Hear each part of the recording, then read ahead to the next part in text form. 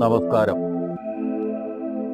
നിത്യാനന്ദ യോഗ കേന്ദ്രത്തിൻ്റെ പുതിയൊരു വീഡിയോയിലേക്ക് ഏവർക്കും സ്വാഗതം. കഴിഞ്ഞ 2 ആഴ്ച കുട്ടികൾക്ക് ചെയ്യാൻ പറ്റുന്ന എളുപ്പമായിട്ടുള്ള സൂക്ഷ്മ വ്യായാമങ്ങളാണ് കൊടുത്തിരുന്നത്. ഈ ആഴ്ച മുതൽ അവർക്ക് ചെയ്യാൻ പറ്റുന്ന യോഗാസനങ്ങളും പ്രാണായാമങ്ങളുമാണ് വിവരിക്കുന്നത്. സൂക്ഷ്മ വ്യായാമങ്ങൾ അടങ്ങിയ വീഡിയോകളുടെ ലിങ്ക് താഴെ ഡിസ്ക്രിപ്ഷനിൽ കൊടുത്തിട്ടുണ്ട്. ഇന്നത്തെ ക്ലാസ്സിലേക്ക് നമുക്ക് വിശദമായി കടക്കാം. ഇന്ന് ആദ്യം ചെയ്യാൻ പോകുന്നതാണ് താടാസനം. ഇത് തന്നെ പല വിധത്തിലുണ്ട്. അതിൽ ആദ്യത്തെ രീതി എങ്ങനെയെന്ന് നമുക്ക് നോക്കാം. ഇത് ചെയ്യുന്നതിനായിട്ട് 2 കാലുകളും ചേർത്ത് വെച്ച് നട്ടെല്ല് നിവർന്ന് നിൽക്കുക.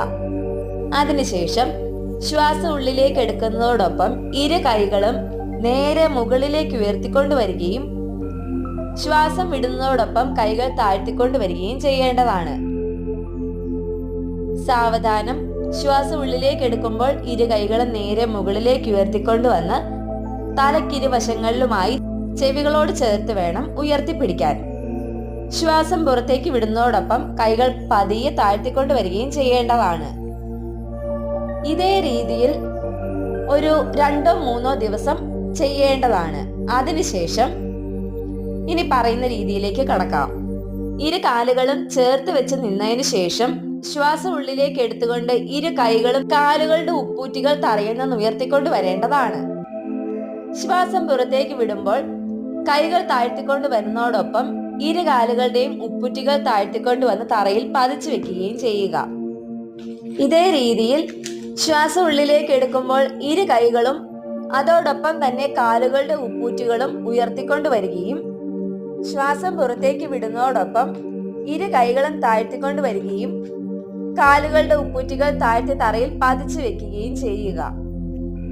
ഈ രീതിയിൽ 8-10 തവണ ആവർത്തിക്കാവുന്നതാണ്. എത്രത്തോളം പതിയെ ചെയ്യാൻ പറ്റുമോ അത്രത്തോളം പതിയെ ചെയ്യുന്നതായിരിക്കും നല്ലത്.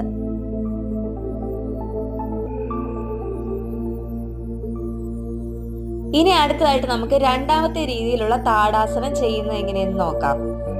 ഇതിന് നമ്മൾ തൊട്ട് മുന്നേ പറഞ്ഞ രീതിയിൽ തന്നെ 2 കാലുകളും ചേർത്ത് വെച്ച് നട്ടെല്ല് നിവർന്ന് നിൽക്കുക. അതിനുശേഷം 2 കൈകളും ശരീരത്തിന് മുന്നിലേക്ക് കൊണ്ടുവന്ന് കൈവിരലുകൾ പരസ്പരം കോർത്തു പിടിച്ചതിന് ശേഷം ശ്വാസം ഉള്ളിലേക്ക് എടുക്കുന്നതോടൊപ്പം കോർത്ത് പിടിച്ചിരിക്കുന്ന ഈ കൈകൾ രണ്ടും മുകളിലേക്ക് ഉയർത്തിക്കൊണ്ട് വരേണ്ടതാണ്. കൈകൾ മുകളിലേക്ക് വരുന്നതോടൊപ്പം തന്നെ ഉള്ളം കൈകൾ പുറത്തേക്ക് ഫേസ് ചെയ്തിരിക്കുന്ന രീതിയിലായിരിക്കണം കൊണ്ടുവരേണ്ടത്.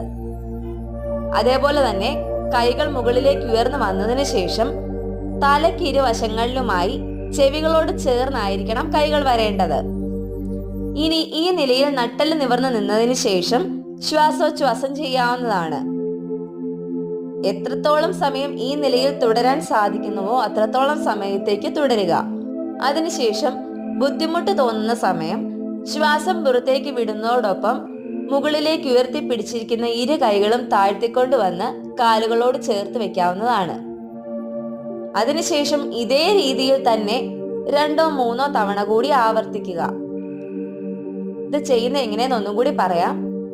കാലുകൾ ചേർത്ത് വെച്ച് നിന്നതിന് ശേഷം കൈകൾ മുന്നോട്ട് കൊണ്ടുവന്ന് കൈവിരലുകൾ പരസ്പരം കോർത്തു പിടിച്ചതിന് ശേഷം ശ്വാസം ഉള്ളിലേക്ക് എടുത്തുകൊണ്ട് കോർത്തു പിടിച്ചിരിക്കുന്ന കൈകൾ മുകളിലേക്ക് ഉയർത്തിക്കൊണ്ടുവന്ന് ഉള്ളം കൈകൾ പുറത്തേക്ക് വരുന്ന രീതിയിൽ കൊണ്ടുവന്ന് വെക്കേണ്ടതാണ്. ഈ നിലയിൽ നിന്നുകൊണ്ട് ശ്വാസോച്ഛ്വാസം ചെയ്യാവുന്നതാണ്. ബുദ്ധിമുട്ട് തോന്നുന്ന സമയം ശ്വാസം പുറത്തേക്ക് വിട്ടുകൊണ്ട് കൈകൾ താഴ്ത്തിക്കൊണ്ട് വന്ന് വിശ്രമിക്കുകയും ചെയ്യുക. അപ്പോൾ ഇങ്ങനെയാണ് 2ാമത്തെ രീതിയിലുള്ള താടാസനം നമ്മൾ പരിശീലിക്കുന്നത്. ഇനി അടുത്തതായിട്ട് നമുക്ക് തിര്യക് താടാസനം ചെയ്യുന്ന എങ്ങനെയെന്ന് നോക്കാം. താടാസനത്തിന് തന്നെ മറ്റൊരു വകഭേദമാണ് ഇനി ചെയ്യാൻ പോകുന്നത്. ഇത് ചെയ്യുന്നതിനായിട്ട് 2 കാലുകളും ചേർത്ത് വെച്ച് നട്ടെല്ല് നിവർന്ന് നിൽക്കുക. അതിനുശേഷം നമ്മൾ തൊട്ടു മുന്നേ ചെയ്ത 2ാമത്തെ രീതിയിലെ താടാസനം ഇല്ലേ, അതേ രീതിയിൽ തന്നെ 2 കൈകൾ ശരീരത്തിന് മുന്നിലേക്ക് കൊണ്ടുവന്നതിന് ശേഷം വിരലുകൾ പരസ്പരം കോർത്തു പിടിക്കുകയും ശ്വാസം ഉള്ളിലേക്ക് എടുത്തുകൊണ്ട് കോർത്തു പിടിച്ചിരിക്കുന്ന കൈകൾ നേരെ മുകളിലേക്ക് ഉയർത്തിക്കൊണ്ട് വന്ന് തലക്കിരുവശങ്ങളിലുമായി ചെവികളോട് ചേർത്ത് വെക്കുകയും ചെയ്യുക. അതിനുശേഷം ശ്വാസം പുറത്തേക്ക് വിടുന്നതോടൊപ്പം അരയ്ക്ക് മുകളിലേക്കുള്ള ശരീരഭാഗങ്ങൾ കഴിയുന്നത്ര വലതുവശത്തേക്ക് ചെരിച്ചുകൊണ്ട് വരാൻ ശ്രമിക്കുക. ശ്വാസം ഉള്ളിലേക്ക് എടുക്കുമ്പോൾ ശരീരം നേരെ തന്നെ കൊണ്ടുവരേണ്ടതാണ്. വീണ്ടും ശ്വാസം പുറത്തേക്ക് വിടുമ്പോൾ വലതുവശത്തേക്ക് തിരിഞ്ഞ അതേ രീതിയിൽ തന്നെ ഇടതുവശത്തേക്ക് ശരീരത്തെ ചെരിച്ചുകൊണ്ട് വരികയും ശ്വാസം ഉള്ളിലേക്ക് എടുക്കുമ്പോൾ ശരീരം നേരെ തന്നെ കൊണ്ടുവരികയും ചെയ്യുക. വീണ്ടും ശ്വാസം പുറത്തേക്ക് വിടുമ്പോൾ ശരീരം ചെരിച്ചുകൊണ്ട് വന്ന് വലതുവശത്തേക്ക് എത്തിക്കേണ്ടതാണ്. ശ്വാസം ഉള്ളിലേക്ക് എടുക്കുമ്പോൾ നേരെ തന്നെ വരികയും വീണ്ടും ശ്വാസം പുറത്തേക്ക് വിടുന്ന സമയം അരയ്ക്ക് മുകളിലേക്കുള്ള ശരീരഭാഗങ്ങളെ ഇടതുവശത്തേക്ക് കൊണ്ടുവരികയും ശ്വാസം ഉള്ളിലേക്ക് എടുക്കുമ്പോൾ ശരീരം നേരെ തന്നെ കൊണ്ടുവരികയും ചെയ്യുക. ബുദ്ധിമുട്ട് തോന്നുമ്പോൾ ശരീരം നേരെ കൊണ്ടുവന്നതിന് ശേഷം ശ്വാസം പുറത്തേക്ക് വിട്ടുകൊണ്ട് കൈകൾ താഴ്ത്തി വെച്ച് വിശ്രമിക്കുകയും ചെയ്യുക. ഈ രീതിയിൽ ഇരുവശങ്ങളിലേക്കും മാറി മാറി 10-12 തവണ ആവർത്തിക്കാവുന്നതാണ്. ഇനി അടുത്തതായിട്ട് നമുക്ക് വൃക്ഷാസനം പരിശീലിക്കുന്ന എങ്ങനെയെന്ന് നോക്കാം. ഇത് ചെയ്യുന്നതിനായിട്ട് ഇരു കാലുകളും ചേർത്ത് വെച്ച് നട്ടെല്ല് നിവർന്ന് നിൽക്കുക. അതിനുശേഷം വലതുകാലിന്റെ മുട്ടുമടക്കി ഇരു കൈകൾ കൊണ്ടും ആ കാലിന്റെ പാദം ഇടത്തെ തുടയുടെ വലതുഭാഗത്തായി ഉറപ്പിച്ചു വെക്കേണ്ടതാണ്. ഇനി ഇരു കൈകളും ഉയർത്തിക്കൊണ്ട് വന്നതിന് ശേഷം നെഞ്ചോട് ചേർത്ത് തൊഴുതു പിടിക്കുകയും ശ്വാസം ഉള്ളിലേക്ക് എടുക്കുന്നതോടൊപ്പം കൈകൾ നേരെ മുകളിലേക്ക് ഉയർത്തിക്കൊണ്ട് വന്ന് തലക്കിരുവശങ്ങളിലുമായി ചെവികളോട് ചേർത്ത് കൊണ്ടുവരികയും ചെയ്യുക. ഇനി ഈ നിലയിൽ നിന്നുകൊണ്ട് കഴിയുന്നത്ര സമയം ശ്വാസോച്ഛ്വാസം ചെയ്യാവുന്നതാണ്. ബുദ്ധിമുട്ട് തോന്നുന്ന സമയം ശ്വാസം പുറത്തേക്ക് വിടുന്നതോടൊപ്പം തൊഴുതു പിടിച്ചിരിക്കുന്ന കൈകൾ താഴ്ത്തിക്കൊണ്ട് വരികയും കാല് താഴ്ത്തി വെച്ച് വിശ്രമിക്കുകയും ചെയ്യുക. അല്പസമയത്തെ വിശ്രമത്തിന് ശേഷം ഇതേ രീതിയിൽ തന്നെ ഇടതുകാൽ ഉയർത്തിയും ചെയ്യേണ്ടതാണ്. അതായത് ഇടതുകാലിന്റെ മുട്ടുമടക്കി ആ കാലിന്റെ പാദം വലത് കാലിന്റെ ഇടതുവശത്തോട് ചേർത്ത് വെക്കുക. അതിനുശേഷം ശ്വാസം ഉള്ളിലേക്ക് എടുത്തുകൊണ്ട് കൈകൾ തൊഴുതു പിടിച്ച് മുകളിലേക്ക് ഉയർത്തിക്കൊണ്ട് വരികയും ഈ നിലയിൽ നിന്നുകൊണ്ട് ശ്വാസോച്ഛ്വാസം ചെയ്യാവുന്നതുമാണ്. പറ്റുന്നത്ര സമയം ഈ നിലയിലും തുടർന്നതിന് ശേഷം ബുദ്ധിമുട്ട് തോന്നുമ്പോൾ ശ്വാസം പുറത്തേക്ക് വിടുന്നതോടൊപ്പം കൈകൾ താഴ്ത്തിക്കൊണ്ട് വരികയും കാല് താഴ്ത്തി വെച്ച് വിശ്രമിക്കുകയും ചെയ്യുക. ഇതേ രീതിയിൽ ഇരു കാലുകളും മാറി മാറി 2-3 തവണ കൂടി ആവർത്തിക്കാവുന്നതാണ്. ഇനി നമുക്ക് അടുത്തതായിട്ട് അല്പസമയം ഒന്ന് ധ്യാനത്തിലിരിക്കാം. സുഖമായി നട്ടെല്ല് നിവർന്നിരിക്കാൻ പറ്റുന്ന ഒരു അവസ്ഥ ഓരോരുത്തരും തിരഞ്ഞെടുക്കുക.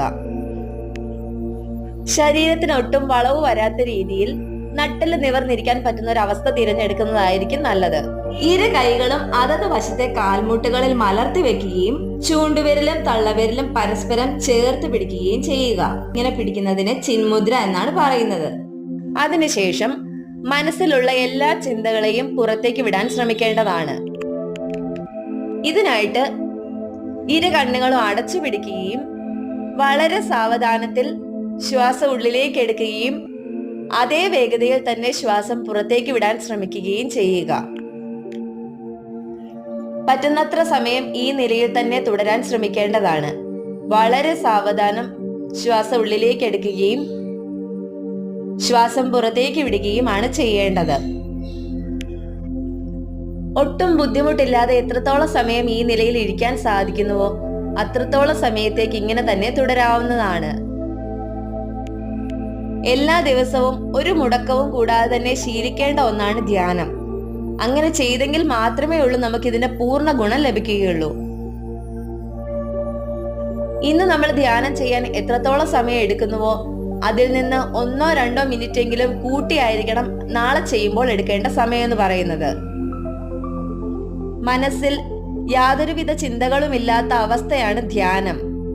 കുട്ടികളിൽ ഉണ്ടായേക്കാവുന്ന പല വികാരങ്ങളെയും നിയന്ത്രിക്കുന്നതിനും അതേപോലെ തന്നെ സകല പ്രശ്നങ്ങൾക്കും പരിഹാരം കാണുന്നതിനും ധ്യാനം പരിശീലിക്കുന്നതിലൂടെ സാധിക്കുന്നതാണ്.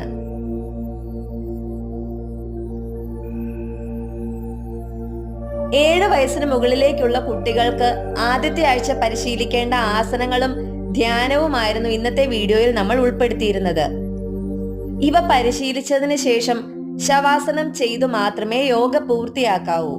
കുട്ടികൾ രണ്ടാമത്തെ ആഴ്ച പരിശീലിക്കേണ്ട ആസനങ്ങളുമായി അടുത്ത ആഴ്ച നമുക്ക് കാണാം. വീഡിയോ ഇഷ്ടപ്പെട്ടിട്ടുണ്ടെങ്കിൽ ലൈക്കും ഷെയറും സബ്സ്ക്രൈബും ചെയ്യാൻ മറക്കരുത്.